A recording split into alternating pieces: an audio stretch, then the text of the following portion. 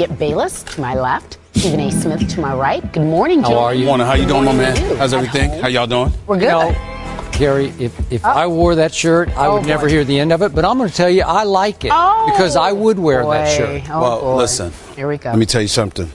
My style is pretty smooth. Your style. It's pretty smooth. I just want to bring that out. I could do this. Well, he can't do it, though? He can't. Oh. He can, Okay. but I can. Well, we do like the shirt. We said that. See, I tried to give a compliment, and I got ripped in return. You didn't get a compliment in return. No. Not at all. Not at all. It's not okay. At all. Not at all. Coming up on the show today, ladies and gentlemen at home, Week 7 ends in the NFL, so we check in on the MVP race. Who do you have? The gentlemen, they will discuss who they have. Plus, the World Series begins tonight. Giants versus Royals. Predictions are just ahead, so you don't want to miss that. But first, let's talk about Monday Night Football. The Steelers defeated the Texans on Monday Night Football after becoming the only team in the last decade to score 3 touchdowns in the final 90 seconds of a half. Ben Roethlisberger passed for 2, and wideout Antonio Brown threw a pass to Lance Moore for a touchdown in the win. That was crazy. You know, we got the points, and then we get the ball and we get points, and you never expect to score that many points that fast, but you always got to be ready. Give a lot of credit to our defense for getting us the ball and then us finding a way to get it in. I guess the story of the game is that explosion there in the second quarter. I think it really kind of got started on the third down conversion by Le'Veon. They were man-to-man. He won versus a linebacker and not only converted the third down but flipped the field, and I think provided the type of emotion that the group needed, and then it kind of fed itself, and the guys really capitalized on it. And boy, it was a nice explosion for us, and then we rode that wave, I guess, for the remainder of the performance. Yeah, explosion is correct. Again, it was 3 touchdowns in the final 90 seconds. Stephen A., considering that game last night and everything you saw, do you believe that this win will turn the season around for the Steelers? I'm not sure about that yet. First of all, the way they started out the game, I think when you look at Arian Foster, 2 11-yard rushes, I think that he had another burst. I forgot for how many yards it was. I wasn't pleased with the Steelers' defense when they fell behind 13-0. I won't deny that he had a 33-yard burst after 2 11-yard runs. On their first possession, you just thought that it was going to be a long night for the Pittsburgh Steelers. And then they got a couple of turnovers. Obviously, they got a field goal. They got a touchdown, a 35-yard hookup from Roethlisberger to Martavis Bryant. Then also you obviously had their defense and Brett Keys turning in a play of the game. I still look at the Pittsburgh Steelers as somewhat flawed. I don't think their defense is that formidable. I think people know they can move the ball on that defense. I think their pass rush is suspect. I think their secondary is suspect. And when you have those kind of problems, you're not going to be the Pittsburgh Steelers that we know and love. And as a result of it, I just think it's problematic for them. I don't see them being better than the Baltimore Ravens. I know talent-wise they're not better than the Cincinnati Bengals. So, no, I don't view it as it being something of a turnaround. So they're not back to you in the playoff hunt? No. Okay. I am with you on that. I don't think they're out of the woods just yet. I thought that was a bizarre game. I thought that was an aberration of a game. I thought that was Ryan Fitzpatrick at quarterback for the Houston Texans. Instead of, I can't get this out of my head, what would Johnny Manziel look like at quarterback? Boy. Would they be a little more explosive, a little more dangerous? Well, that's easy for you to say when Ryan Fitzpatrick is the option. That's what I'm saying. But again, he is the option, and apparently, unless Ryan Mallett is the next option, he's the only option. I can't get past the beard. The beard sort of stops me in my tracks. Does. It's so big that I can't. Yeah, it's okay on Brett Kiesel, but it's not okay on the quarterback. But that's just me. I digress. Yeah. So to me, that outburst of points you talk about, 24 and 259 late in the first half, it turned the game around. I'm just not sold that it turned the season around, even though they're going to get Jarvis Jones back pretty soon, and they're going to get Ryan Shazier back. They need them both desperately. These are the last 2 first-round picks, mid-first-round picks. I'm still looking at 7-9 for this team. Okay. I'm still looking at a couple of winnable home games that I don't think they're going to win. They got the Indianapolis Colts coming up, and they got the Baltimore Ravens coming up in Pittsburgh. I just don't think they can win those games. And you alluded to it, but it looked for a while like your Steelers were going to get blown out at home, right? Yes, when they're down 13-0, they just worried. look lifeless and hopeless. And what got me was one of the big plays in the outburst of points we talked about was I never thought I would see the Pittsburgh Steelers at home have to resort to a reverse field, left-handed receiver pass to score from their from the 5-yard line. That's right. From the 5-yard line at home with first and goal at the 5, you have to resort to that. You know why they did? Because they are going into that game, they were 31st in red zone efficiency. These are the Pittsburgh Steelers, who in any other year you would think would just ram that ball right down your throat 3-4 times if it took 4 times and get it in the end zone. And what a sweet ball Antonio Brown threw on. That looked better than some of the passes Roethlisberger threw last night. No question. But it was a trick play because this team is so flawed, as you point out. They have to resort to trickery to win the game. So I'm not buying into it because I think the Texans are just as flawed as the Steelers are. I'm not going to hold against them the trickery because we saw that can work to your advantage when you look at what St. Louis did against the reigning defending Super Bowl champions. But that was past true weekend. desperation. That was true desperation, but at the same time, trickery is trickery, and they used it to their advantage. What I'm concerned about with the Pittsburgh Steelers is that you've got 6 Super Bowl championships in franchise history, and the success primarily is predicated on the fact that you have always had a stout defense. People knew they were going to have something to contend with when going up against your defense. That is not the case right now. The Pittsburgh Steelers strike fear in no one. Defensively, they intimidate no one. You know that they're a decent football team. You know that they have decent talent. You know they have good coaching. You know they have an incredible tradition. But at the same time, even the fan base, they were relatively quiet until the Steelers came alive in those 90 seconds. I mean, the crowd was relatively dead. They were unenthused. You heard boos. When they appeared enthused about anything, it was in booing you, the home team. You just get the sense this is the Steel City, man. They know, if they know nothing else, they know their football. And they know that when they look at the Pittsburgh Steelers, they're looking at a very, very average football team. And that is not what this franchise has been synonymous with. And so, if again, you don't have Shazier out, you don't have him there, you don't have Jarvis Jones there. Ike Taylor's out, even though you know he wasn't the greatest because he was getting up there in age. He was a senior citizen. Troy Polamalu has been playing relatively well, but at the same time, he and Ike Taylor were the senior citizens of that defense, and they were the only 2 guys over 30 years of age after years and years and years of the Steelers having a relatively old defense. But in the end, what it comes down to, the speed, the athleticism, some hitman out there. You got Mike Mitchell came over from Carolina, and Coach Tomlin has been pleased with him in recent weeks. But there's always little parts that show up, but collectively as a unit, that's not the case, and it's kind of shocking considering the fact that Dick LeBeau is your defensive coordinator. You would expect more. I'm not knocking the man. The man, you only do as well as your personnel allows you to do, but something's missing, and I think it's talent. Yeah, it is. All right. So and something that is there is age. Yeah, well, he mentions that. You guys are talking about the defense, and you say something's missing. Let's go to the Texans, shall we? J.J. Watt, this was his 3rd game this season with both a sack and a fumble recovery. Well, no other player has more than 1 such game. Watt is in the MVP conversation. We've talked about this on the show a few times, along with Phillip Rivers, Russell Wilson. But let's look at this here full screen. These are the possible NFL MVP candidates this season. Stephen A., give us your list, number 1 first. These are the possible MVP candidates, this list right here? Yeah, well, from their production so far. You may have someone. You can go anywhere you want. Anywhere you want to. Got it. This is obviously, America needs to know, this is obviously a trick question on the part of Skip Bayless. Okay. Skip Bayless is trying to sabotage me on First Take. Okay. I dare say a legitimate argument could be made that Skip Bayless is quietly trying to get me fired. Is that what he's doing? That's what he's trying to do, or get America to laugh at me. This is one or the other. Not get you fired, laugh. Laugh, only laugh. That's right. Let me tell you why. I don't want to get you fired, because Skip knows that it's sick to my stomach. I need you too, bro. But Skip knows that it makes me sick to my stomach to say what I'm about to say.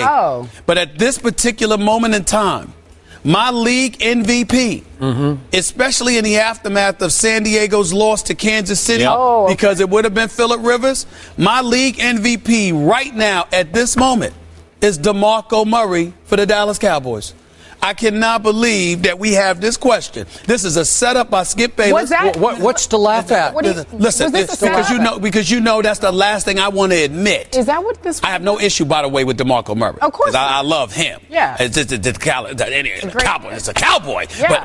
But I have to admit that you don't right have to. now I have to. You can go another direction. In the interest of fairness, I have to admit that if I had a league MVP vote, and it had to be given right now, it would be DeMarco Murray, the running back for the Dallas Cowboys, who I believe is primarily responsible for their resurrection. It is because of DeMarco Murray that the Dallas Cowboys have the leading rushing attack in the NFL. It is because of DeMarco Murray that they lead the league in rushing attempts in the NFL. It is because of DeMarco Murray that Tony Romo has looked as good as he has looked. That the offensive line has looked as good as it looks. That the defense has looked as good as it looks. Because by DeMarco Murray running the football effectively, not to take anything away from that offensive line because they are elite, but we saw that when Joseph Randle or Dunbar ran the football, wasn't nearly as effective as when DeMarco Murray was running it against the New York Giants. This dude is legit. This dude is on pace to carry the ball 427 times. He is averaging 26.7 carries a game. This dude is keeping the ball out of Tony Romo's hands to some degree. I know Tony Romo still throws the football. He still gets his throws in, but it's not a requirement for him to overdo it. So it protects Tony Romo's back. It protects Tony Romo's health. It allows him to make better decisions because you got play action, pass at your disposal. And it keeps the defense off the field because he has been moving the chains. These are the reasons that the Dallas Cowboys have only one loss on this season. While a legitimate argument could be made, they only lost the first half of that game against San Francisco to open the season. They could easily be undefeated right now. DeMarco Murray, at this moment in time, in the interest of fairness, which I always am, DeMarco Murray would be the league MVP if the vote were today. Okay, I agree with that. Now for the trick question. Where would you have Romo on your list? This is the trick question. Yeah. Tony Romo? This is Tony Romo. Like, would you put him in your top 10? All right, sure, but when I think about the MVP list, to me, the only thing that matters is the top five. I don't even think about the bottom five. There's no way he'd be in your top five. He would not be in my top five. Okay, now I'm about to make you sicker at your stomach. Okay. No, you're not. Here we go. This is tough for me because I went back and forth, but I have Tony Romo tied for second on my list, behind, only slightly behind DeMarco Murray, tied with the great Peyton Manning. And I deliberated whether to put Tony Romo a pure second on my list, but because of the greatness of Peyton Manning that was on display on Sunday night, I just couldn't do it. So I'm going to give Peyton a tie for second with Tony Romo. And are you ready for this? I got some numbers for you, my friend. Tony Romo tie with Peyton. Yeah. Okay. Second half QBR for the whole season. This is in the second half of games. And QBR, for those who don't know yet, it's a comprehensive quarterback stat that combines everything, even your ability to run with the football. Second half QBR, scale of 0 to 100. Tony Romo for the whole year is 95.2 in the second half. 95.2? That is outrageously off the charts. Yes, 95.2. Peyton Manning in the second halves this year so far is 73.9 QBR. What? 95.2 to 73.9. On third down this year so far, in all the games played so far, 7 games, Tony Romo's QBR on third down alone is 97.5. Wait a second. 97.5? You gotta be kidding me. Peyton Manning on third down is 88.1, which is outrageously good, but it ain't Tony Romo good. It ain't 97.5. No. This sounds like radio stations. You know, Tony should have his own radio station just for his QBR, right? Because we got 95.2 in Dallas and we got 97.5 in Dallas-Fort Worth. Tune in for the Tony Romo Show. This is the new Tony Romo. This is Tony Clutch. Wait. This is Tony the accident waiting to happen to the opposition. You're to so the mad. opposition. He's about to get you. Tony Clutch. This is the new guy that you're going to have to embrace. Somebody! Get him some water. Give me some water now so I can throw it at you. No, you really getting on my nerves. You're really getting on my nerves. You really starting with me now. You the numbers. really starting with me. You cannot debate those numbers. numbers. Yeah, you know what? Yes, I can. And I'm going to tell you why I can debate those numbers. I can tell you why I debate the numbers, Skip Bayless. I can debate the numbers, Skip Bayless, because there's no way he would have those numbers if it were not for DeMarco Murray. Please. For you to sit with a straight face, you not say, ooh, get me some water. Then I throw it at you. You know, you make me sick something. You really do. Let me tell you something, man. Let me tell you something. DeMarco Murray, if he were not behind Tony Romo and Tony Romo had to step back and just fling that football, he would have been an accident waiting to happen that happened repeatedly. You know it's true. And you sit up here and you're going to literally sit there with a straight face and act like DeMarco Murray had absolutely nothing to do with Tony Romo. Don't make straight. I'm straight. Straight face. Okay. Oh, my goodness. I'm not laughing. Well, oatmeal. Yeah, you got oatmeal. There you go. Yeah, there we go. Sorry. I appreciate y'all looking out for me. Go ahead. Well, I am. Okay. So I'm just here's saying. the point. Do you remember the throw that Tony Romo made to Des Bryant in overtime against the Houston Texans? We do remember. Without that throw, Dallas is going to lose a home game. Okay. We all, who can forget the throw, wait a second, to Terrence Williams at Seattle on 3rd and 20, the great escape, the spin out from Bruce Irvin, the run up the pocket and fling it up the sideline for 20 yards. Is that not the play of the year still in the NFL? If he doesn't make that throw and Terrence Williams doesn't make that catch, but it was a deadly accurate throw, the Cowboys are going to lose that game at Seattle. And what about against your New York Football Giants? Listen, don't give me throws, Skip. Okay, the throw to Escobar. Wait a second. The throw to Dez that was the near touchdown in the second half against the Giants. Wait a minute. 9 for 9 in the second half, including all those late throws to Dez. He had 100 QBR in the second half against your Giants. I bring up the same thing about the bad man Aaron Rodgers, and you bring up when's the last time he won a Super Bowl, and you praise Tony Romo for the same stuff. He's won one playoff game in 9 years. I don't care. That's ancient history. Ancient.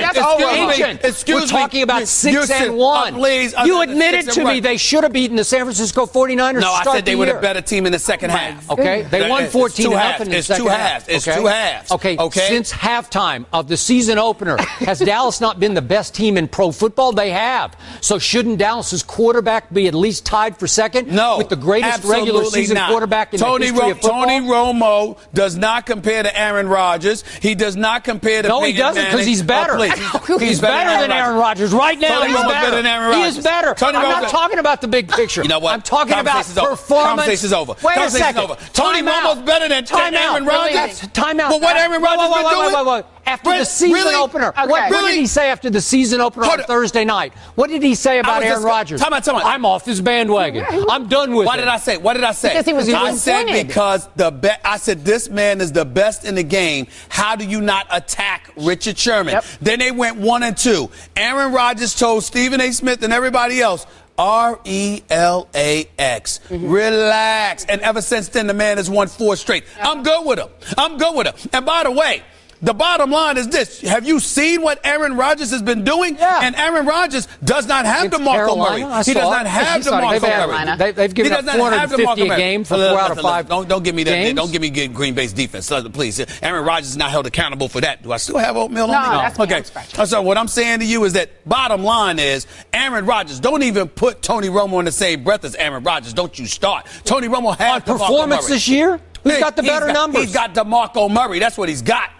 If I got DeMarco Murray playing behind me and everybody's worried about my running game and that's what they're concerned about, I get to do a lot of things in my passing attack. Absolutely. Hey, that matters, Skip. Dallas that matters. Playing close game after close second half game. And who takes over the game? Tony Romo. DeMarco Murray and Des Bryant. DeMarco Murray and Des Bryant were doing their thing. Tony Romo wasn't too shabby, but DeMarco Murray wasn't too shabby. So that's all you have on your list. You got DeMarco Murray first, and then Tony Romo, Peyton second, tied for second. Do you have anybody else? I got Rivers fourth and Brady fifth. Tom Brady deserves at least to be fifth. He probably should be higher, but I'm going to let it go today. You're going to let it go today? You don't want to let it? Okay. He's going to let that ride That's a whole today. Other discussion for Brady's another day. fifth. You know I'm right about I know you're wrong.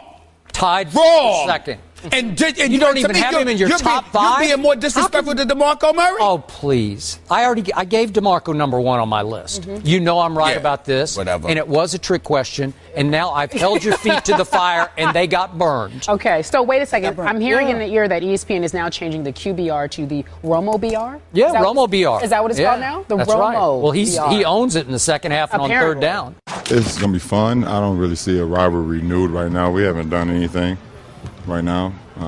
You know, and they're a team that's they're much better than us right now, just off chemistry. You know, they've been together for a while. The system, they've been in there for a while. So, you know, we got a long way to go. That was LeBron before the preseason game against the Bulls at Ohio State. But the Cavs beat the Bulls. Kyrie led the Cavs with 28 points. LeBron had 18. Kevin Love had 9. It's the second time that trio played together in preseason. While Derrick Rose continues to build on his road to recovery, he had 30 points in 24 minutes of play and said he likes the challenge of playing the Cavs, considering that they are the two, or arguably the two powers in the East right now. Here's a question, though. Should the Cavs be concerned about the Bulls? Skip, I'll give it to you. Well, sure they should. And Stephen A., I've told you for years on this show that I always value NFL preseason games far more than I value NBA preseason games. But this was the rare, fascinating preseason NBA game to watch because of two factors. For the first time ever, the Cavs' new big three played together and started to find out, and we could watch, whether they could play together. What will be their new roles? They played high minutes. They played hard in this game because they were going against the team that will be their nemesis, perhaps, and their arch rival. And we saw Derrick Rose, for the first time in 2 years, put the pedal all the way to the metal in ways he did not through the World Cup stretch, where there were some whispers about, is he ever going to be quite the same?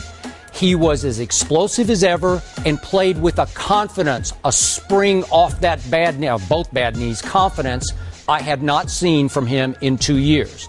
Now, quickly back to the Cavs, who did click right away in ways that I didn't see the Heat new big three click in their first year, where you know how much they struggled through most of the first year.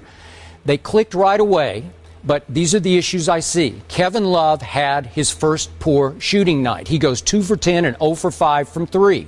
Kevin Love's going to have a hard time because he's going to suffer, as people have talked about, the Bosh syndrome. Even Bosh talked about what he went through his first year because Kevin Love isn't going to get as many shots as he got for the T-Wolves. And when he does get those shots, he knows he had better make them.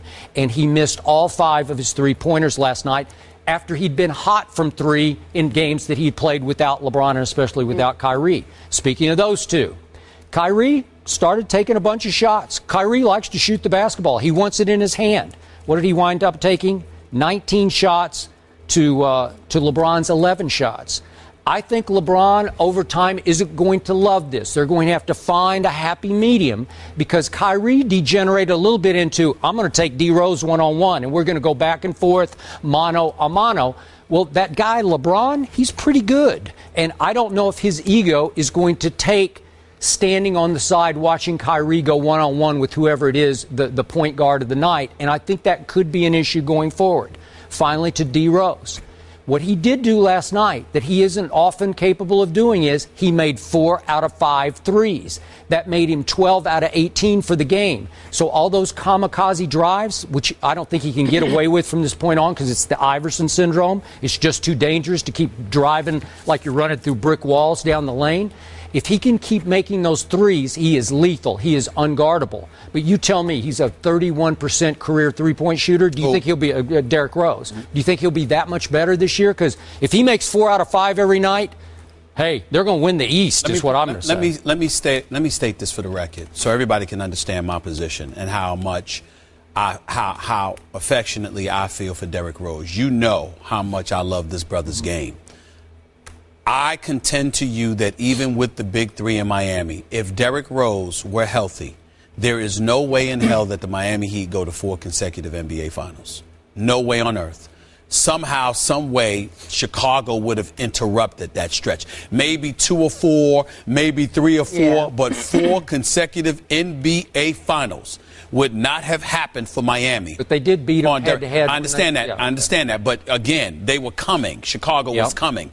And so now you have to look at this team. And that's why I say, to answer the question directly, LeBron is right. Chicago is a threat. There is no question about it. Well, he said before the game that Chicago's just better because they're more experienced. Well, well, he's saying they're better because they're more experienced. I'm saying even once Cleveland experience comes into the equation, Chicago's going to have their own camaraderie, cohesiveness, chemistry, experience that enters the equation as well. And I am telling y'all right now, when Derrick Rose is healthy, and I've said this on many occasions, Derrick Rose is a top 2 league MVP candidate. This dude is electrifying. This dude is a superstar of the highest order. He is somebody that I believe, when completely healthy, is a fitting replacement to the Jordan era. That's how I feel about Derrick Rose. He's on that level? No, I'm saying talent-wise, this dude is that lethal. He is that electrifying. It's just that he's small. He wasn't 6'6" like MJ. You understand? Couldn't create matchup problems, but the quickness, the athleticism. The only person that rivals Derrick Rose is Russell Westbrook. And to me, it wasn't an accident that he could have dropped 40 or 45 if he wanted to last night, because he was going against a young stud in Kyrie Irving, who I keep telling you can ball. Kyrie can ball. So with all of that being said, let's analyze the Chicago Bulls and ask ourselves about the legitimacy of LeBron James' statement. You acquired Pau Gasol, averaging 17.4 points last year in Los Angeles. He's not what he used to be. Certainly the defensive tenacity hasn't been there. That was a problem that they were complaining about Pau Gasol in L.A.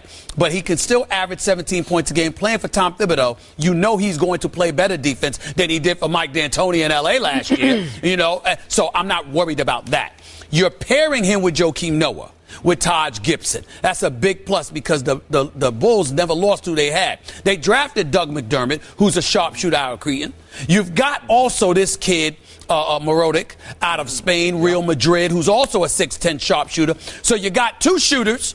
You added Derrick Rose and Pau Gasol, and you didn't lose Jimmy Butler, you didn't lose Joakim Noah, you didn't lose Taj Gibson or any of the crew that you had. Chicago is legit. If Derrick Rose is healthy, I believe in some people's eyes, Chicago is a legitimate favorite to knock off Cleveland and come out of the East. Now, with LeBron, with Kevin Love, with Kyrie Irving, give them some size, make sure they play some defense, and obviously Cleveland is who you flow with. You flow with them. But I'm telling you right now, it's a pick 'em. It literally is. If both teams remain healthy, Skip, it's a toss-up. Okay. I'm giving the Cavs a significant edge, and I'm putting some stock in what I saw last night because of their superior depth and their superior ball movement. And I did like David Blatt's new offense. It has that Princeton, but they move the ball like crazy. The man knows how to coach. Okay. The man knows how to coach.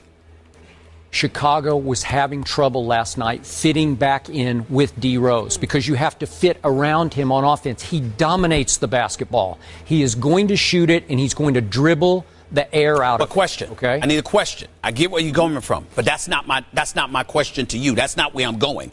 I'm saying Cleveland's got 82 games.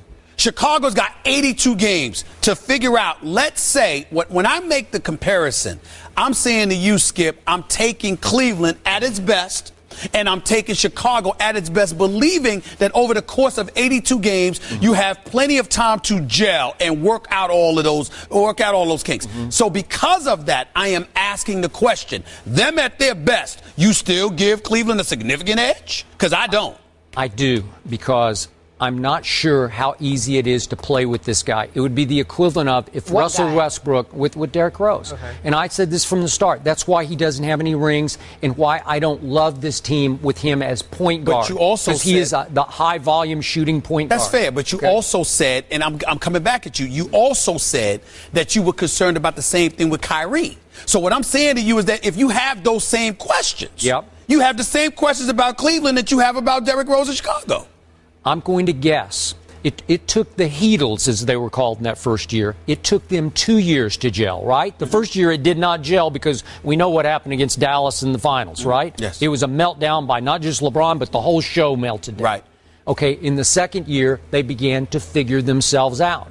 I think this team has a chance to figure itself out much quicker than that team. And I'm saying to you, I trust defense, the ability to stop somebody more than anybody else. And I'm also saying to you that when you look at Chicago, do not underestimate this key pivotal point as this season progresses. Unlike most other teams in the NBA, Chicago is a rare team that stays in its lane and plays its game. They understand there's nothing to battle with offensively. This dude is the captain of the ship here on the offensive side of the ball. We go where Derrick Rose is going to take us when he's on the floor. We just play our role. Some of us rebound. Some of us block shots. We all defend. You got Jimmy Butler, who's improving his jump shot. By the way, he didn't play last night, so that's a point. You got Jimmy Butler. You got Jimmy Butler, who didn't play, who's improving his jump shot. You've got McDermott and this guy Marodic, who are supposed to be shooters. You've got Derrick Rose added. You got an inside presence, at least offensively,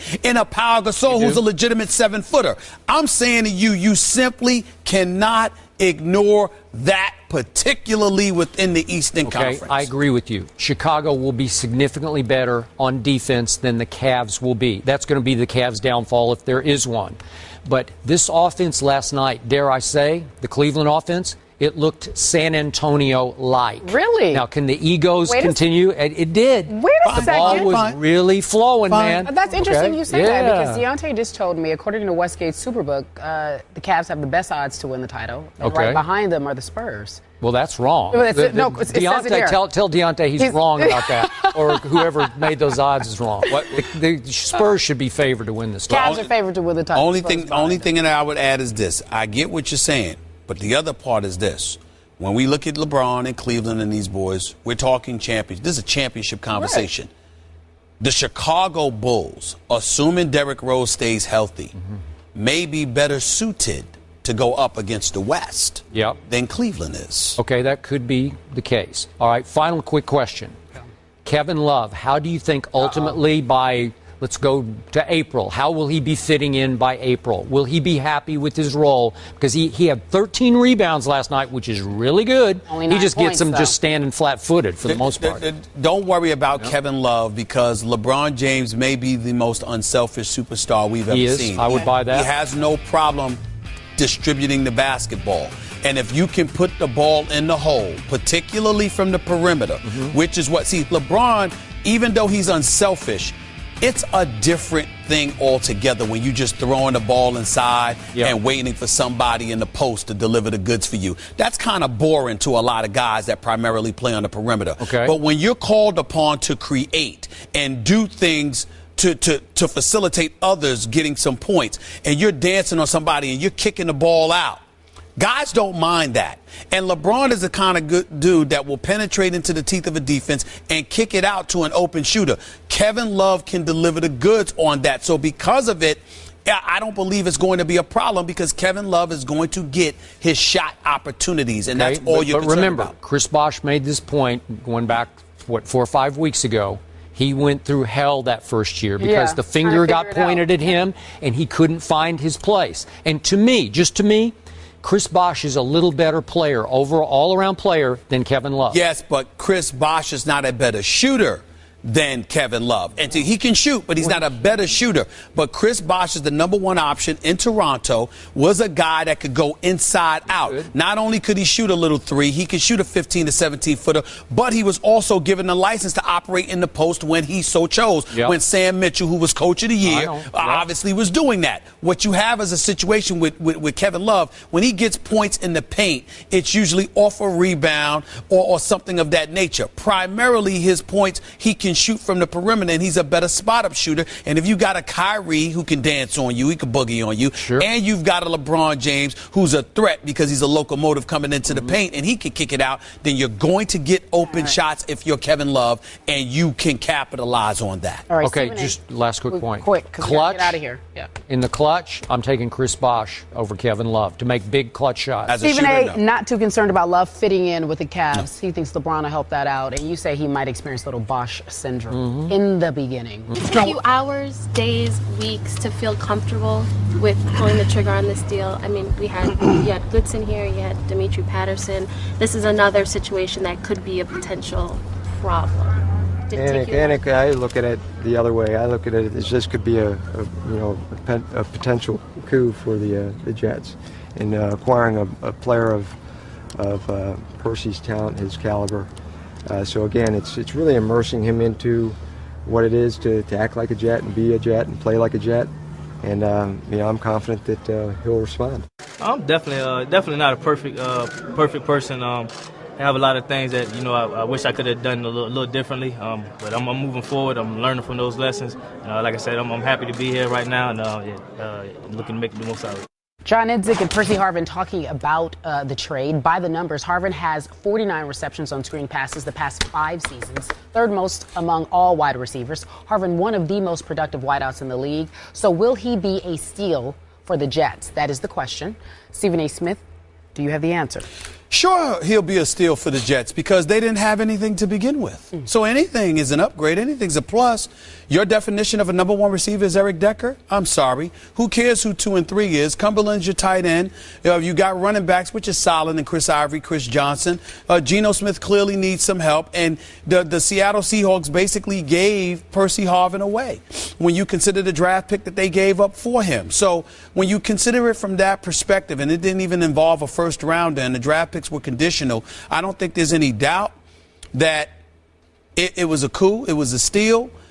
It's just that I agree with my man Ian O'Connor, columnist extraordinaire for ESPNNewYork.com, when he writes that the mere fact that John Idzik, the general manager for the Jets, would call it a potential coup shows you how desperate he is and how inept he has been at his job. I hate having to call a man out. I interviewed him a couple of times. Seems to be a very, very nice man.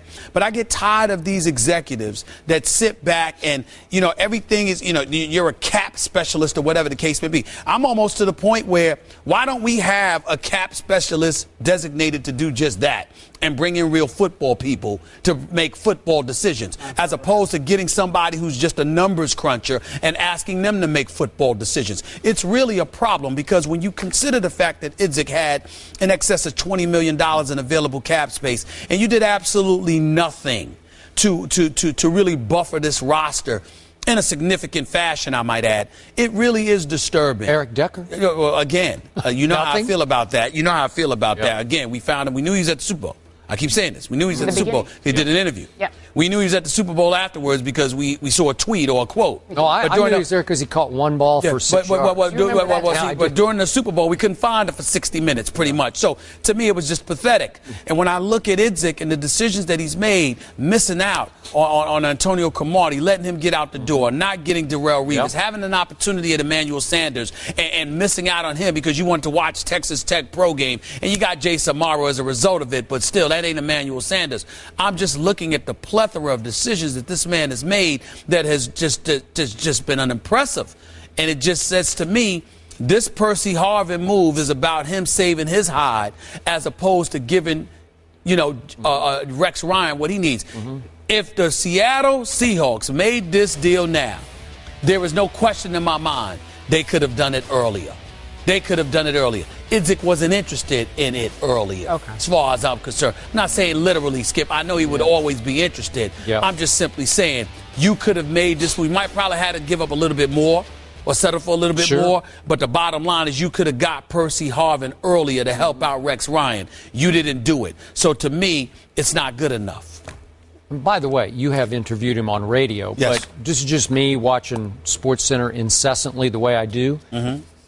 I can't remember if I've seen John Idzik in public before, right? Did he come out of hiding yesterday? Well, it was like he came out to say, look what I did. And I did something right. And that seems to be Woody Johnson, the owner's MO, because Mike Tannenbaum, I've often joked he should have been working for the CIA. Couldn't find him, he had nothing to say. These are the people that they seem to have in these executive positions to hide somewhere when they make these inept decisions. Okay. Now, to your points. Remember what you used to tell me about what you thought Kevin McHale did for his old buddy and teammate Danny Ainge in Boston with Kevin McHale? That's right. Here. That's what Seattle did for Idzik. Right? Yes. I think Seattle did that for Idzik because John Schneider and Idzik go way back. They've worked together for other teams. They sort of came up the ladder together. And he talked about yesterday how connected he is in Seattle. Well, you would think that a man who is so connected, if Seattle says, we just can't live with this guy anymore, you would think that Idzik is so connected that he would be the first to say, well, if they can't live with him, I can't. But it feels like a little bit of a here, John, I'm going to help you save your hide in New York with the Jets. I'm going to give him for a conditional, what is it, a 4 that could become a 2? That's all it is for Percy Harvin. This is the most dangerous game breaker in all of pro football. I'm the first to admit he can be dangerous to his own team because he does have some anger management or whatever you want to couch it as. He's got some issues. He's had issues with teammates. He's had issues with concussion. He's had issues with migraine. He's had some minor injury issues. But when he is right, nobody is righter than Percy Harvin. When I am rooting against, or when I was rooting against the Seahawks, one man scared me to death. Percy Harvin. When Dallas went to Seattle, I was most afraid of Percy Harvin. They shut him down. Maybe he shut himself down, although he said yesterday it was not true what was reported that he took himself out of the end of the Dallas game. Now, I don't know, but that's what he said. But my point is, the Jets did this is a flat-out steal for the New York Jets. Now, if they continue to struggle this year, in large part because of the quarterback and because they don't have any cornerbacks to buffer the defense, will Percy Harvin not be a happy camper slowly but surely? This man's used to winning championships. So he might not love it the rest of the year, but if they can get him fairly healthy and fairly happy going into next year, you don't think this is a coup for the Jets? Yeah. It puts them back on the map. Well, first of all, nobody should be happier than Geno Smith. Yeah. You've got a deep threat. You've got a deep threat. As far as I'm concerned, you have a legitimate number one option. If you're Rex Ryan, you still haven't been whetted to some degree in terms of your appetite, your satisfaction. The reason why, Skip, is that you still need your defense improved so you can be who you are. Yeah. Now, obviously, more offense helps you. It's definitely going to help Marnie Morningwig because it's going to give that offensive coordinator some options. But in the end, what it really, really does is preserve Idzik because, listen, New York Jets fans have been screwed over. It's just that simple. Rex Ryan, we know what he is defensively. Now, we understand that he probably has to go because he's too deficient offensively and in special teams and just overall running the team. But on the defensive side of the ball, he's definitely legit. The problem is that I have a problem with the fact that Idzik might end up getting credit for this, and as a result, it may save his hide because to me, you have an obligation as a GM. Billy King taught me this years ago. The GM for the Brooklyn Nets, who was formerly with the Philadelphia 76ers. Ice bucket challenge, right? Ice bucket challenge. The one who challenged him. Oh, yeah, he did do that to me. He's such a Benedictine. But anyway, the point is that Billy King once told me when, there was dispute in terms of what Larry Brown wanted, but Billy King got it for him, even though Larry Brown, everybody was wondering, is this the way to go? And he said, if you hire a coach and you believe in him, you have to give him what he says he needs to be effective. That way, it's on him. But it's hard to hold him accountable when you don't give him the pieces that he needs. They're going to hold Rex Ryan accountable, even though they clearly didn't give him the pieces that he needs. And I think that's incredibly unfair. Okay. Bottom line, the Patriots, your Patriots and my Patriots, still have to play at the Jets this year. I'm a lot more concerned about that game because of Percy Harvin. Should be. He's in green now. Yes. Okay, so Percy Harvin said that he was very forthright with the staff, the coaches, everything that went on in Seattle. Well, I will say this: that smile looked a little fake. But you didn't. He said he took full responsibility. Yeah. But that's what I'm asking. I'm saying to you, Kerry. I agree that what he said was what he said, but the smile just looked a little bit. Meaning? Meaning, like, I'm just saying he don't really do that. So when you do it too much, okay, we're not buying it. Okay, that's all I'm saying. Fell on the sword. Yeah. Perhaps. Yeah. Let's take a look at the schedule. This is where we're at with our next topic. Cardinals lead the NFC West. They're at 5-1. 49ers right behind them. Seahawks at 500, 3-3. Rams pulling up the rear, 2-4. So we're going to look at the Cardinals' schedule. Week 8, they have the Eagles at home. Then they travel to Dallas, Jerry's World, to play the Cowboys.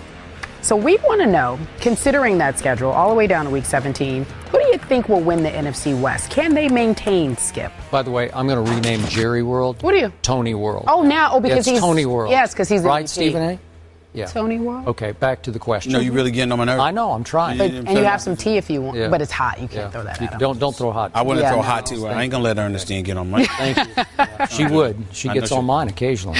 Will the Cardinals win the NFC West? I find the Arizona Cardinals to be confounding and perplexing. I am not sure what to make of them, except that I love their head coach, Bruce Arians. So do I. Remember we had him on at the ESPN 2 years ago, and I got to chat with him during a long break while Kerry was doing the red carpet, I believe. Yes. Remember this? Yes, that was a good time. We were dominating, just going on and on and yes, on. yes. So I had a lengthy chat with Bruce Arians.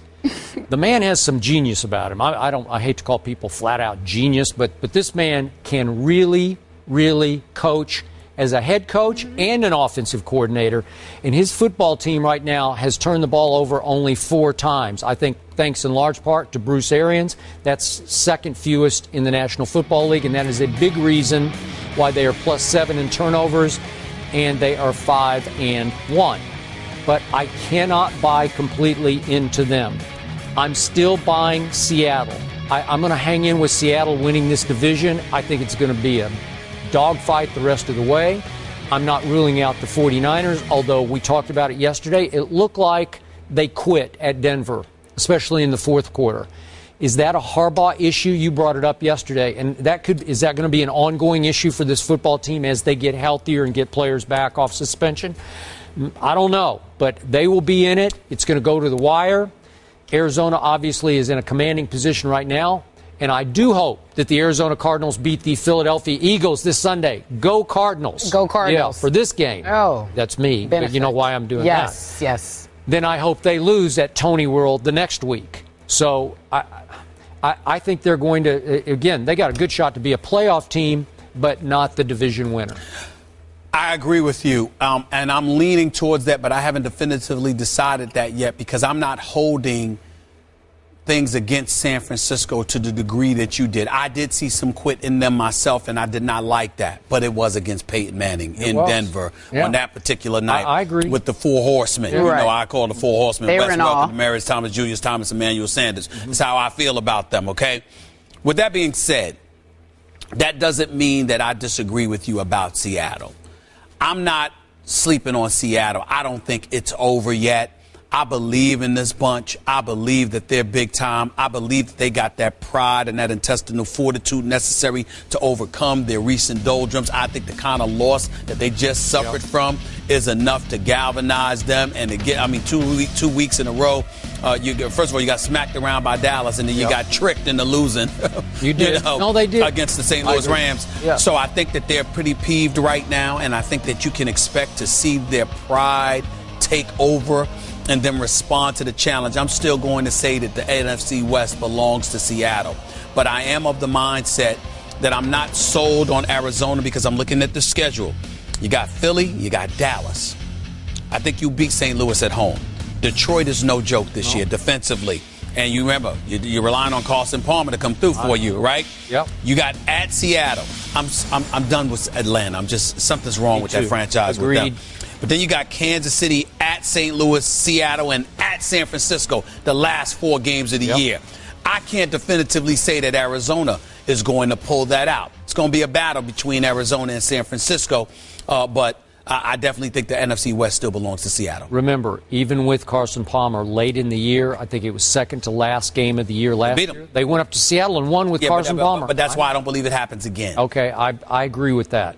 Carson Palmer has started 3 games. Drew Stanton started 3 games, and they're still 5-1. Okay. And you know what? Drew Stanton's he's pretty good. You put that primarily, though, on coaching. Called him a genius. He's got some genius about him. Bruce Arians is really special. good. Bruce Arians is special. And let's keep in mind, I'm a fan of Pagano in Indianapolis. I really, really like him. But remember, we fell in love with Bruce Arians when Bruce Arians filled in for him because Pagano was battling cancer. Yep. So he was in Indianapolis, and considering all that, and I don't want to call it turmoil, obviously Pagano was going through a tremendous amount, and God bless him. He looks great, and, he just got a wonderful personality. We had the pleasure of meeting him at the ESPYs. And they were together. And they were together. Really good guys to talk to. I'm just saying that Bruce Arians filled in at that particular moment in time and stepped up, and to get those troops to rally around him the way that they did was a big deal. And remember, he had just come over from Pittsburgh, and one of the reasons why we thought there was going to be problems in Pittsburgh was because Ben Roethlisberger had lost his guy, I agree. which was Bruce Arians. And have they ever been quite the same on offense? And they've never been quite the same since he's been gone. Nope. ESPN Radio. With the action on the court, the diamond, or the gridiron, comes alive. The NBA. The San Antonio Spurs are the world champions. Major League Baseball. The Boston Red Sox have won the World Series. The new college football playoff. The Seminoles have completed the perfect season. Your home for the best in sports play-by-play. ESPN Radio. As the second half of the college football season gets underway, the SEC has become the first conference ever with 4 teams in the AP polls top 5. Take a look. They're all from the same division. I should put that in. SEC West. After Saturday, Mississippi State and Ole Miss remained at number 1 and 3, respectively. Alabama, Auburn move up to round out that top 5. Joining us now is our analyst. I don't want to just call you a college football analyst because you have the acumen. You discuss other things as well. Nick Foles. That's right. That's right.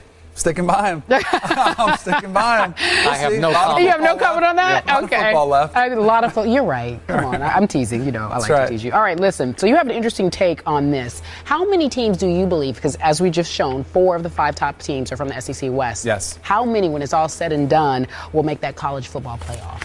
You guys might find this hard to believe, but I'm going to go with 0.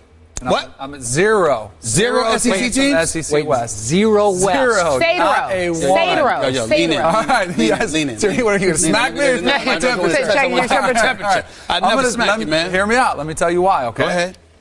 These teams, a lot of them have to play each other still. The best ones, you look at them. You've got 2 of the best rivalries in college football. You've got the Iron Bowl. Alabama plays Auburn. You've got the Egg Bowl. Ole Miss plays Mississippi State. So you're going to get another loss tacked onto those teams right there. And then my real reason why I have them left out is I think Georgia right now is the best team in the SEC. And Georgia has the easiest road to that title game. Their only really tough test is coming against Auburn at home. We'll find out more about them. And if you watch Georgia, the way they played against Arkansas, they were in complete control of that whole game. The same Arkansas team that Alabama only beat by 1. The team that took Texas A&M to overtime. You know, it's Arkansas is a good judge of these teams because they played them together. What happened to Georgia at South Carolina? That was early in the season, all right? And see, this is where it gets really interesting because I do think that was a bad loss. And then what happens if you have potentially an SEC champion in Georgia who, if they do go on to win, and they've got a bad loss in their resume, are you going to hold that against them as much as you would against another conference? So this team, what they've done in the last 2 weeks without Todd Gurley is what has me believing. Their offensive line is coming together. Well, Chubb looks like he's a player. Exactly. Yeah. They might even need Todd Gurley back. Right. Okay, so what are you projecting then for your other? From those, out of those, I would have Florida State. I think if you look Florida State's schedule, although they make me nervous every time. I mean, every team gives them their best fight. They've got to go Louisville on a Thursday night, sort of a trap game coming off this one. But their remaining schedule is extremely weak. I've got Oregon. Oregon would be my other team from the Pac-12. If you look at the way they're playing. They got to beat Stanford. They do, but Stanford is not the same as they've been. Stanford's having a down year. They lost again. I saw them in person. They are struggling really on the Let me stop you right side. there. Right. But that's why I have a problem with Oregon. Okay. Because I'm looking at them losing to Arizona, 31-24. I'm looking at some of these victories. Don't get me wrong. I was incredibly impressed with Michigan State, especially what they did to them in the second half. They won that game 46-27. Wait, time out before you go on. Who's your 4th team? I just need to have my 4th team would be the winner of the Big Ten. I think it's going to be Michigan State. That would be my projected pick. All right, go ahead, Steve. I think they're going to be. Well, I see. My thing is, I'm struck here, Skip, and help me out. I watched Michigan State collapse against Oregon. I understand you win the Big Ten. You got to get strong consideration. I get that. But I watched them collapse against Oregon. I'm looking at a big lead in the third quarter. After a big lead in the third quarter. 28 unanswered. Exact. 28. I watched it. I saw it. I was like, man, I lost so because I picked Michigan State to win that game. I was disgusted, okay? Then they come back. Oregon, we're talking about here. They lose to Arizona. All right, you beat UCLA. Sorry. Yes. 42-30. All right, and UCLA ain't what we thought they were going to be. Can't protect the damn quarterback. They manhandled them, though. They manhandled them. I understand. They can't protect their quarterback, though, and that has a lot to do with it. But I'm looking at this, man. California, Stanford, Utah, Colorado, Oregon State. Why would I pick Oregon as one of my top 4 teams? Because you beat those guys. All right, and then I'm just saying. So I'm looking at that. And then you're telling me nobody from the SEC West? Well, listen. First of all, I expect anybody from the SEC West to beat Georgia. That's number 1. Right. Number 2, Alabama. Exactly. Alabama and Mississippi State.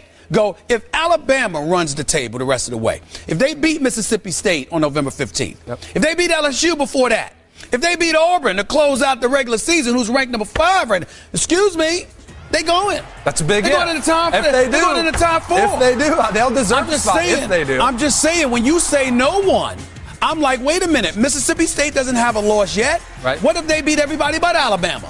What if Alabama beats 2 of the 3? Mississippi State, LSU, Auburn. They win 2 of the 3. You trying to tell me they don't get in? I find that hard to believe, Danny. I find that hard to believe. But like you said, if they don't win at all, if they beat Georgia, the SEC West goes on and wins the SEC, I have no problem putting it in. So what are you saying? You're saying that nobody from the SEC West because you think they'll lose to Georgia? Somebody out of West? I think Georgia wins the SEC. That's my belief and why I would hold that. We don't even know if Gurley's coming back. Wait, but time out. They've looked better without him. 2 teams in the SEC West for you? He says 0. What 2. do you say? You have 2. 2 from the West alone. Okay. Yes. I got 4. And I'm not kidding. Seriously, from what I have seen so far, if I were on this committee and I were ranking to date, and I'm using the eye test, if nothing else, so far, so great for the SEC West. And in order, I got Mississippi State and Ole Miss and Alabama, especially off 59-0. I don't care how bad A&M is on defense. And I got Auburn, who are a little bit out of sight, out of mind. Yeah. But I looked at the Sagarin computer rating, which I have high regard for. They still have Mississippi #1, Arkansas, Auburn, teams, Mississippi. Right? They got 5 in a row. Our football power index here at ESPN still has Auburn #1. And you can laugh if you want, but they got Auburn, Bama, Ole Miss. Then they got Georgia 4th and Mississippi State tied for 5th. So the evidence is screaming that, again, I appreciate how democratic you are, and but again, this isn't like Little League baseball where everybody should get a chance at the top 4. I don't care about Oregon. I mean, I've seen enough of Oregon. I don't think they could beat these teams on a neutral field. And Florida State, I've had them in my top 4 all year, but it's just the quarterback or bust, and the quarterback is really, really good under pressure. Well, what I'm saying is the rest of the team, I'm like, I'm like you. What do I see? I see underachievement everywhere except the quarterback keeps saving their bacon. What about Rashad Green? What's that? What about Rashad Green? Yeah, he's pretty good, too. Pretty good. He made a big catch the other night. Pretty good. He hasn't been what I thought he was going to be. Here's what I would argue, and I think you're falling susceptible to this, too. I think you have to acknowledge that other people play tackle football outside of the SEC. Okay. There are some really good teams and good conferences, top to bottom. The Pac-12, which you wrote off, said Oregon's not that good. They have a lot of good games. The thing the fact they don't have going for them is the reputation. Okay. That's what kills them. It kills them. I talked to David Shaw. But it don't help that they lost to Arizona, man. But see, Arizona's a good team. So what? They ain't going to be a team that you're going to put in your top 4. They're as good as Texas A&M. Is that saying a lot? No, it's not saying much at all. But what happens is we fall in love with the rankings. Okay, I'll do this for you. Fall in love with the rankings. Okay, I get it. I say right now on a neutral field, TCU could beat Oregon. That's what I think. TCU's a good. They're really good. Okay, I'll give you that. The Big 12 is really deep and really talented. And if TCU runs the table, I would have no problem arguing that they would deserve a spot more than Oregon. Based on your logic, though, why are we not bringing up Minnesota, Nebraska? They're 6-1. Minnesota, because I think 6-1. They're good, and they're not. They haven't beat Ohio State's 5-1. Right, but I think Ohio State or Michigan State from the Big Ten, as much as we wrote them off early in the year. Okay.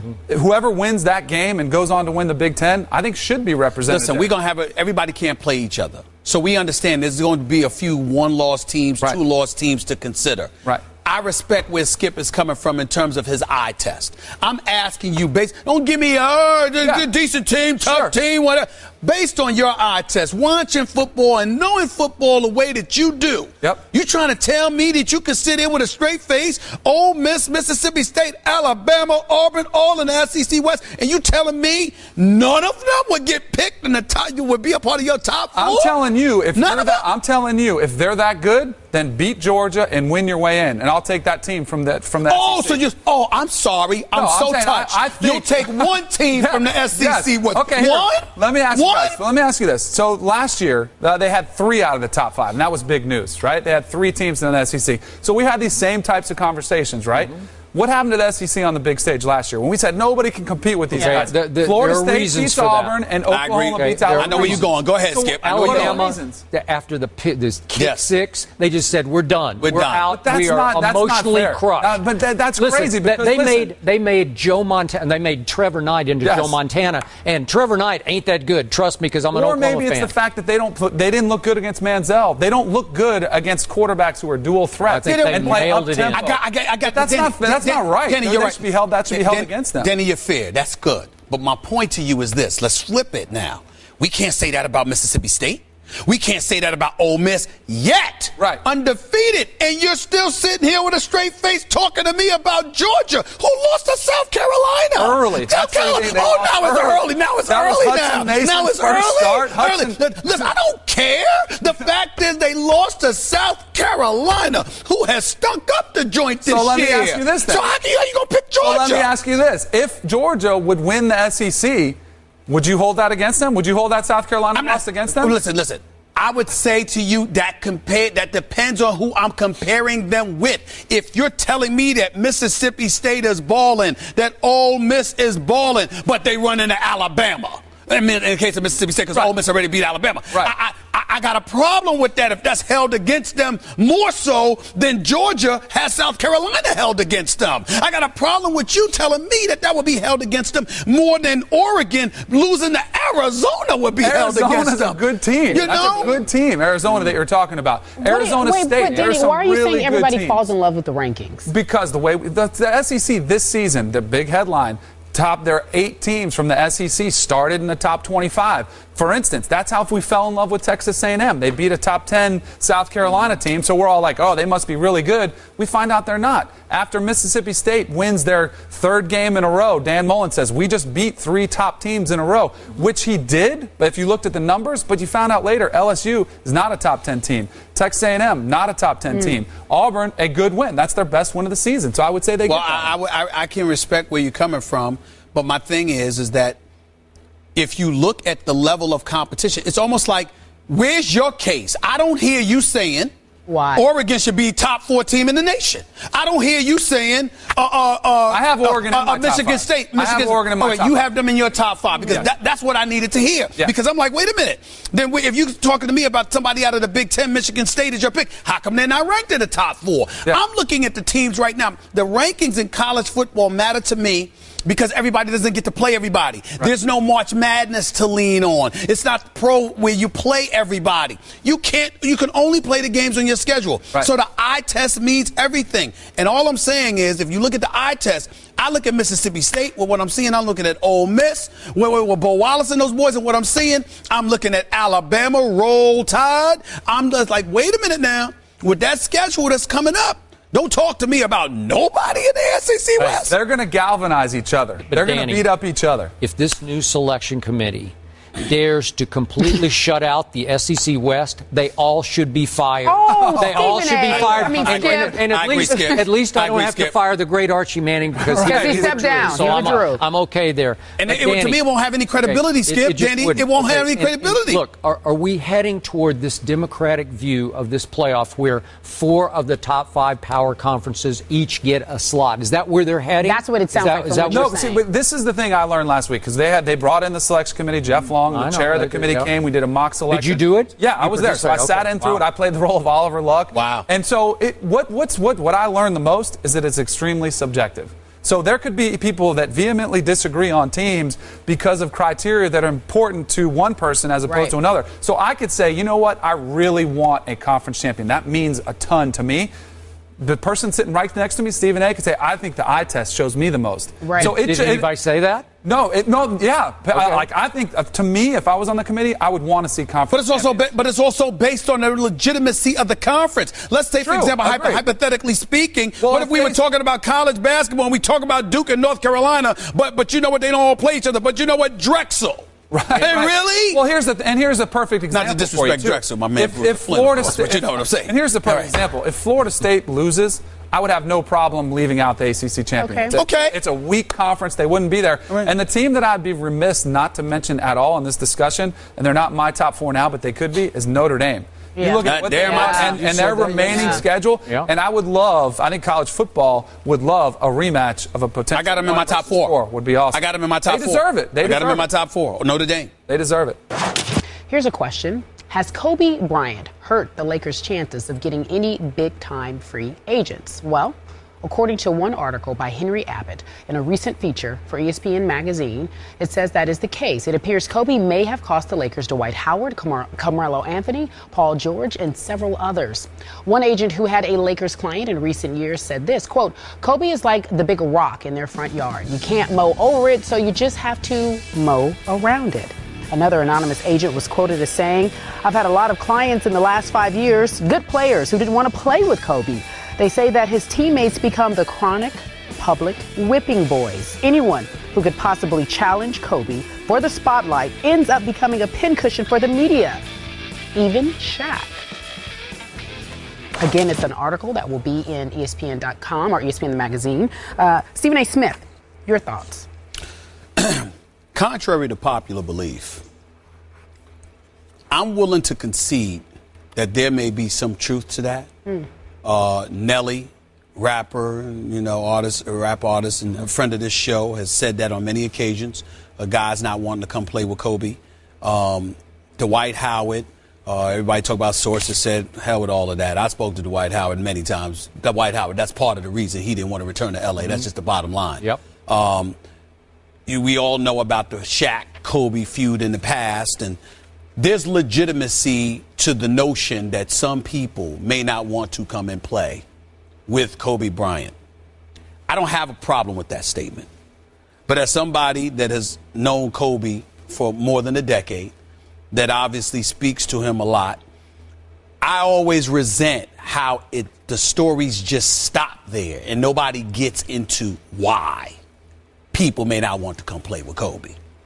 We live in a world, when we talk about professional sports, particularly the NBA, where guys are making major dough and their contracts are guaranteed.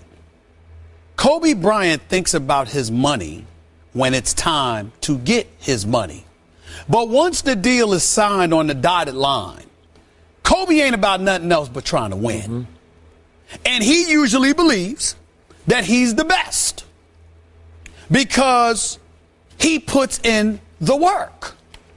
Skip, knowing me for 18 years, there are very few people that I am tighter with than my man Shaquille O'Neal. That's going to be my friend for life. It's my brother, okay? Love him dearly. And I happen to know that there were things on both sides. Kobe was wrong about some things, and we all know that. And Kobe can't deny it. But there were things that Shaq was wrong about, too. Like, for example, there would be times when the coach would talk about being in peak condition, get ready to go, get yourself ready, etc., etc. Kobe out there waking up 5:30 in the morning, working out, getting his body right, getting ready for a season. He walk in the trainer's room and Shaq got 2 Big Macs. And it drive you crazy. You Dwight Howard, you want Tinseltown, you want the bright lights of the big city, LA, and all of that stuff. You're absolutely right. But Kobe's looking at you and he's like, it's about rings up in here.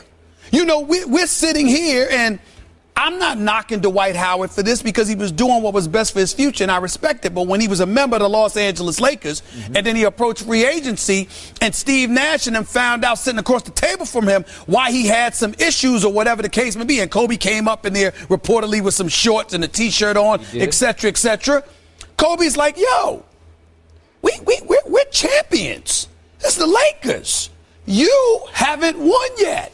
So we're sitting across the table having to recruit you as if you have accomplished what we've accomplished. We got a problem with that. But remember, everybody else dressed up. I know that was the directive. That was the directive. Well, listen, I know of a meeting where Kobe Bryant showed up. I forgot whether it was Nike or somebody else. He showed up for a negotiation in a sweatsuit with a basketball. And after they finished talking, he said, can I use your gym? I think it was important in Nike. And he had a basketball in his warm-up suit.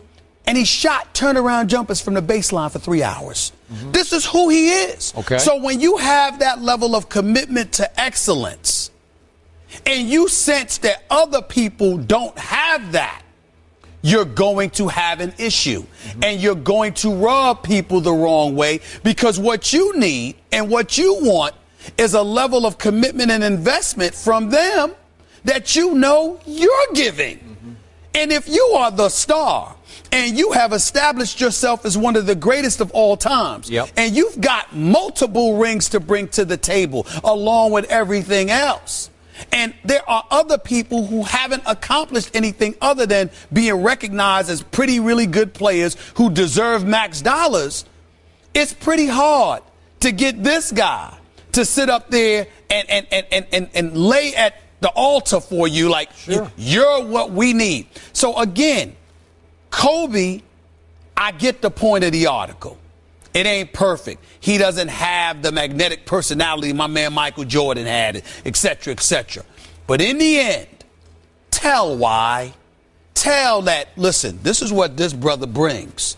This is who he is. This is the work ethic and commitment that he brings to the table. Sure. And that's why he might be that way, because he suspects that you're wooing others who are not as committed. Okay. There are many references that I read in the story Yes. to how hard Kobe works. Right. Fanatically hard. Yes. Harder than anybody else. But I'm just talking about in terms of tell how the issue may be the people you're recruiting understand. don't have his same zest for success. Okay.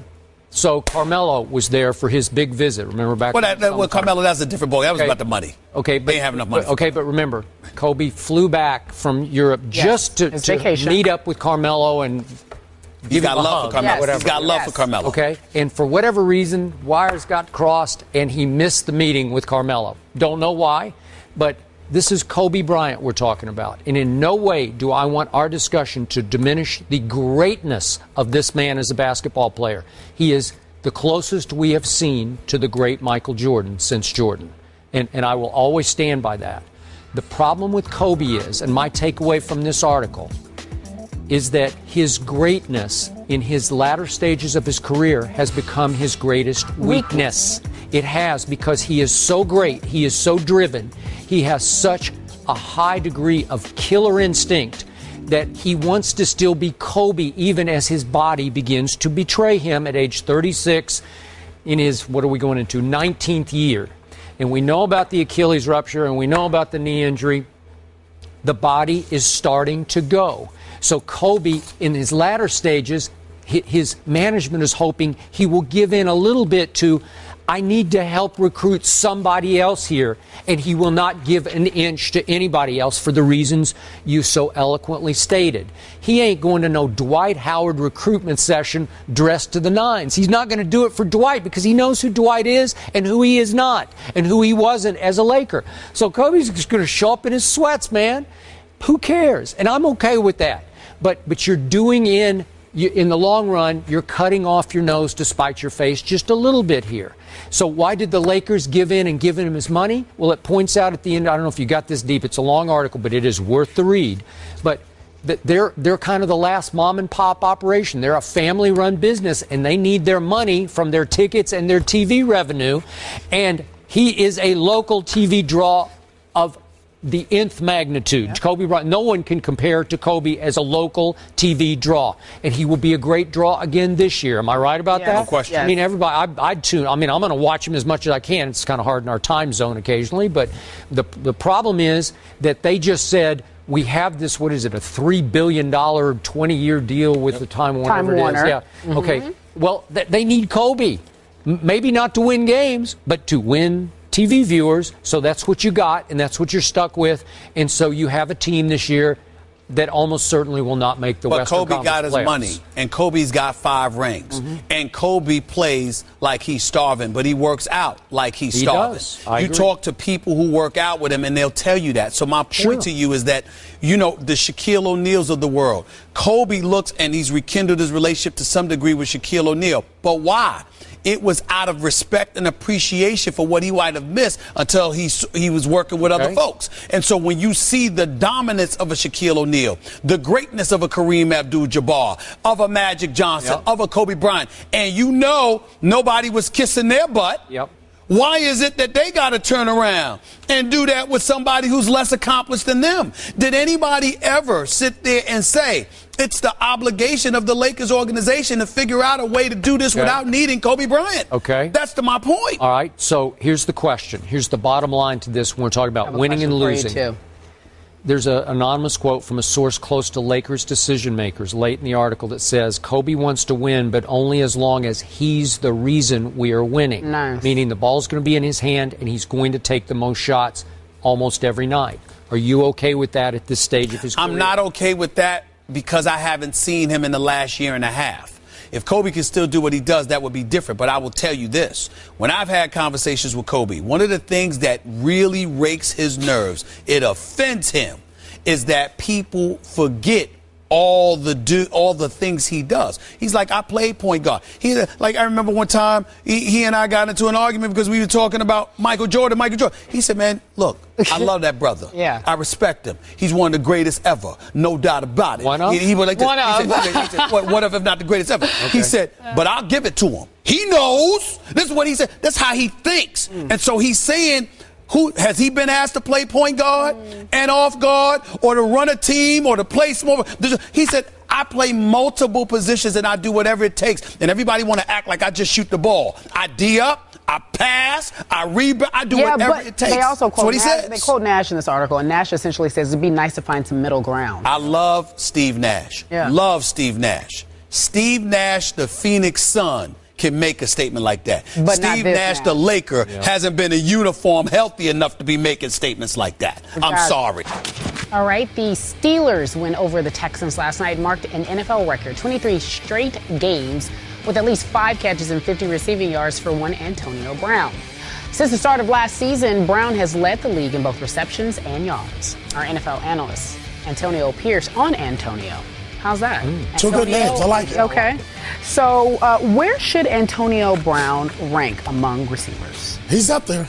I mean, I think when you watch the amount of body of work that he's produced the last season and a half, you have to argue that, wow, could be top 5. So I'll go through my list. I got Megatron, number 1. Larry Fitzgerald, number 2. Still? Yeah, Okay. Andre Johnson, 3. Marius Thomas out of Denver, 4. Dez Bryant, 5, along with / Antonio Brown. Okay, so you got him tied for 5th. I think him and Dez are right there. Okay. Interesting. Stephen A. Skip Bayless, Megatron is number 1 for me. I've got Demaryius Thomas, number 2. I just think he looks electrifying right now. He does. And he's elevating to another level. Dez Bryant is number 3. He could flip-flop 2 and 3 as far as I'm concerned. I'm not going to argue with anybody because I think Dez Bryant is that big time. I got 4 and 5 respectively. You can flip-flop that if you want to as well. In A.J. Green and Julio Jones. I think their talent, what they bring to the table, I think that whatever they're lacking is a product of system, of personnel around them, of some problems that are going on. But in terms of their individual talent at wide receiver, I've got those guys at my top 5. Megatron, Demaryius Thomas, Dez Bryant, Julio Jones, A.J. Green. And I got Antonio Brown at 6. 6. Yes. So we're talking about a 5'10" speedster with great hands, 185-pound receiver, Speedster with great hands. Every time I watch him, his stock goes up for me. And I'm basing my list on who would I sort of choose if I could have a wide receiver draft just from my football team. And I can't argue, obviously, against Megatron. I got Dez right now. It's real close between Dez and Demaryius, but I got Dez and then Demaryius. And I got Antonio Brown 4th on my list because the more I watch him do things, do you realize he doesn't fumble, hasn't lost a fumble, hasn't even fumbled the ball once to not lose it, you know?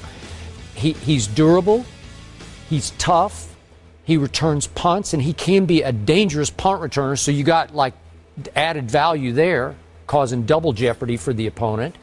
And he plays bigger than he is because he leaps so well. He goes up. He made that catch last night that Gruden was calling like a Spider-Man catch. He gets off his feet. He's fearless in traffic. I don't know what's not to like about him, except he's not as big as all those other guys you talked about, all the Julios and the Andre Johnsons, and we didn't even talk about Brandon Marshall and Alshon Jeffrey, and we can just go on and on. These are big, strong stud receivers, tall, powerful, 220, 225. This is the biggest little man I can remember, man. Do you remember anything making quite like that? Making the case for him being top 4. I think why? Because he's got to go inside, outside. Yeah. And they line him up everywhere. Football, they put him on. Returner. Yeah. What can he not do?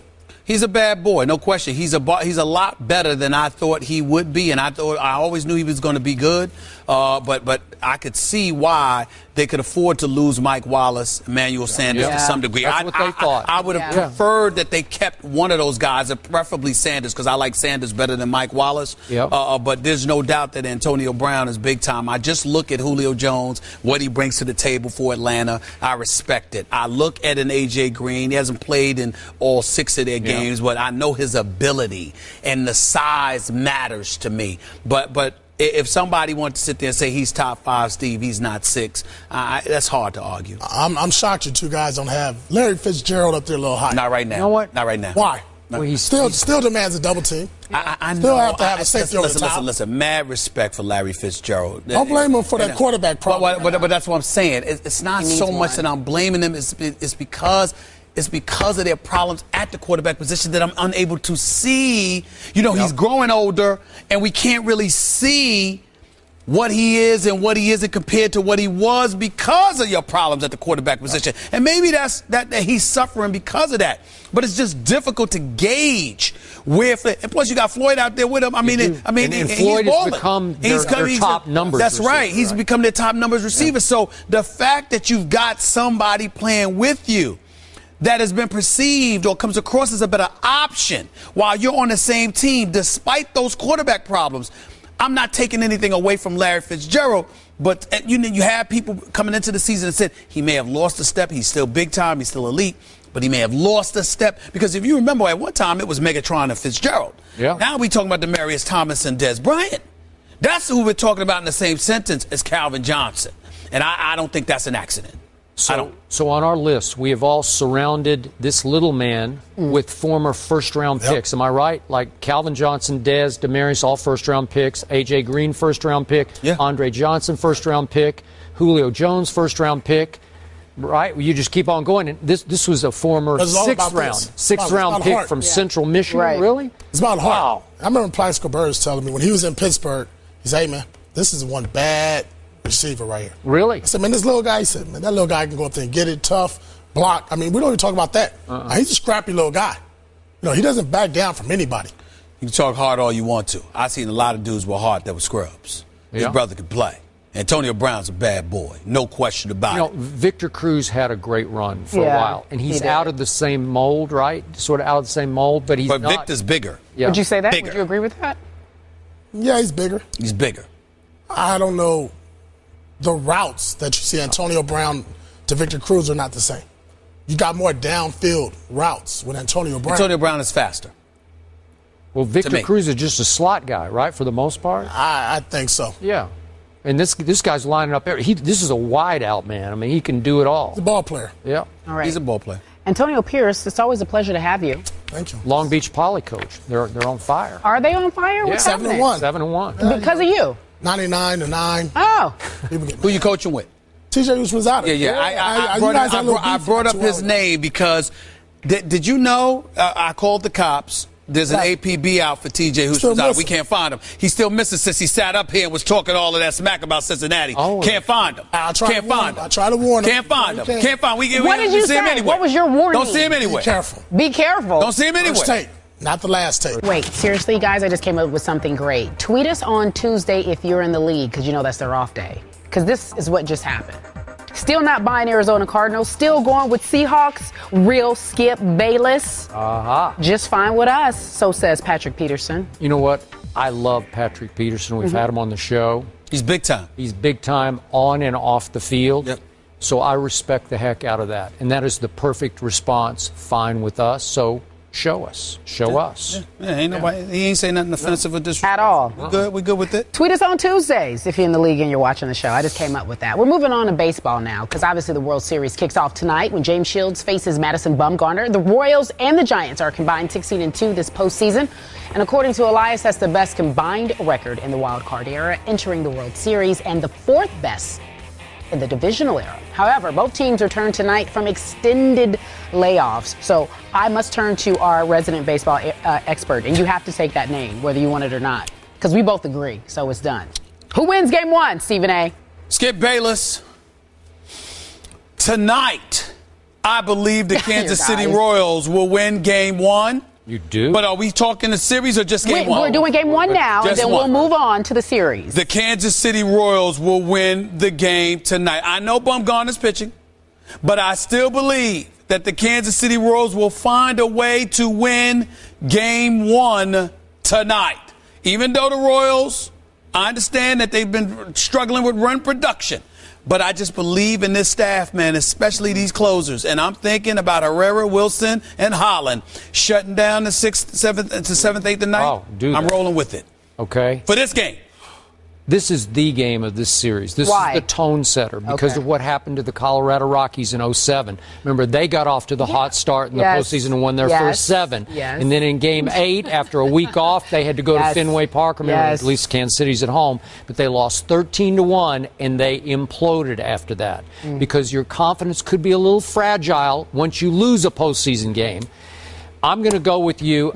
There's something magical going on in Kansas City right now. And it may be with the Chiefs and the... Okay, for the record, we were going to actually open our show that way. And you said you took it away from us with the Rockies. But it's okay. Yeah, you're forgiven. Open what show? Our show earlier today. We're in the World Series. Got it. But that's okay. Okay. We still love you. The producers, we all love you. Okay, so moving on. World Series. Who wins the World Series? Skip Bayless, I've been on the record talking about Destiny's Darlings, the Kansas City Royals. I'm leaning on my resident baseball expert, not the great Tim Kirkchin or anybody else, my boy Jeff Brown that lives in California, my resident baseball guru. I'm switching my pick, Skip. I'm going with the San Francisco Giants to win the World Series. I know, right? That's right.